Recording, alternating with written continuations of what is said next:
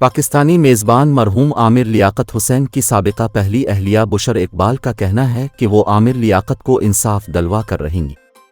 Judicial magistrate Sharki की अदालत में आमिर लियाकत हुसैन की नाज़ेबा वीडियोज़ वायरल करने के केस की समाअत हुई, जिस सिलसिले में मुल्ज़िमा दानिया शाह और वारंट गिरफ्ती जारी होने के बाद यूट्यूबर यासिर शामी भी अदालत में पेश हुए। मुल्ज़िम यासिर शामी के वकील ने अदालत को बताया कि सेशन कोर्ट ने मुल्ज़िम की ज़मानत मंजूर कर ली है, जिस पर अदालत ने केस की मज़ीद समाअत 30 मई तक मुलतवी कर दी, जबकि केस की मुल्ज़िमा दानिया शाह ज़मानत पर रहा है।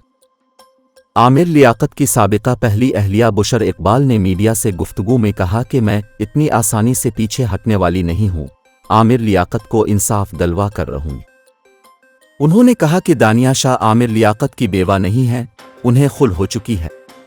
वाज़ेह रहे कि FIA ने मुल्ज़िमान के खिलाफ मरहूम आमिर लियाकत की बेटी की मुद्दत में मुकदमा दर्ज कर रखा है।